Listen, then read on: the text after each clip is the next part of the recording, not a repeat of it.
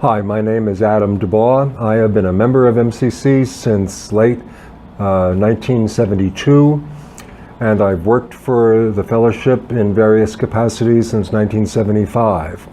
I've been director of the Washington field office, the first person hired to lobby Congress for gay rights in the United States. I was director of the Department of Christian Social Action for 11 years. I was co-director with Nancy Wilson of the Department of Ecumenical Relations. I wrote the first and only, so far, application to the National Council of Churches of Christ in the USA. I was district coordinator of the Mid-Atlantic District for over 9 years. And I am the founder and director of Cairo Press, LGBTQ Christian publishing house. So I am kind of an MCC dinosaur, and I come to this process with a perspective of both history and looking forward into our future. I am retiring and dropping a lot of things that I used to be doing with the fellowship and the district or the region or whatever we are now, focusing a little bit more on the local church. But just taking more and more time for myself. That gives me a chance to go to conferences like the PAD conference, which I totally and absolutely support, and for some thinking and discussions with other dinosaurs and other church leaders and especially laity about the future of MCC. I think we've, in some ways, lost our way. Excuse me.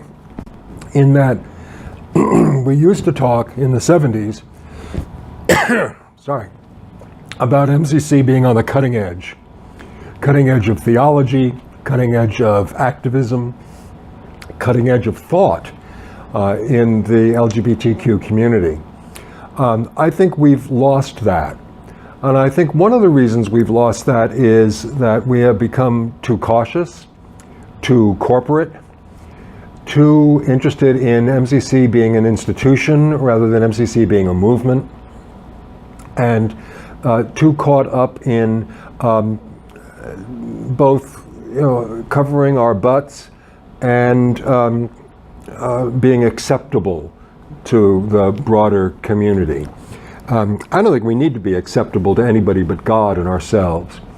And I don't think that MCC needs to cover our butts. We're going to be 50 years old in less than a year, a little bit more than a year. And we need to get out of our adolescence and become adults, an adult institution, an adult movement. We need to start naming our theology. We let the whole marriage debate go by in the United States without really discussing our theology of marriage. What is our theology of marriage? Are we theologizing about monogamy? Are we theologizing about more open relationships? Are we theologizing about polyamory? These are important questions that the church, I think, can inform the rest of the LGBTQ community and the society at large in the United States and around the world. We aren't theologizing very much about what it means to be lesbian, gay, bisexual, transgender, queer, genderqueer, any of the other categories in which we place ourselves. And I think we need to do some more theologizing about what it means to be LGBTQ. I think we also need to be conscious of being on the cutting edge of education. I think it's wonderful that seminaries welcome MCC people. We have 4 seminaries represented here at the PAD conference in St. Louis in 2017. But why don't we have our own seminary? We've tried. Samaritan is, maybe a familiar name to some of you old timers, but we really haven't made an effort to have and fund an accredited theological education institution that is MCC, that we can draw people from other churches to get decent educations. We have a lot of theologians in MCC. Why aren't MCC publishing houses publishing them? You know, we have a lot of people who are active in social justice ministries, but it's all happening for the most part on the local level.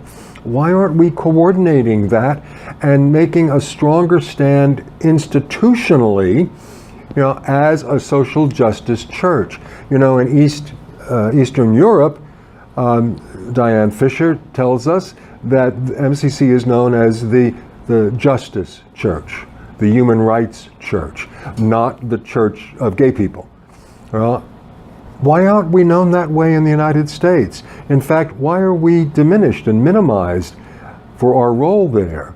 Now, MCC hired the very first person to lobby Congress for gay rights in 1975. That was me. I talked about the Washington office to our moderator, Rochelle Brown, this morning.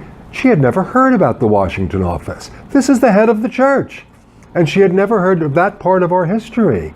You know, we need to tell folks our history. We need to celebrate our history. We need to let the broader community know about the amazing cutting-edge things that MCC has done, and we need to do them again. We need to go back and we need to find that cutting edge both in LGBTQ movement, in theology, and in society, and assert our leadership in those things. We have the skills, we have the people, we have the resources. We're just not optimizing our use of them. And that, I think, is all I have to say for a while. Don't yell at me too badly.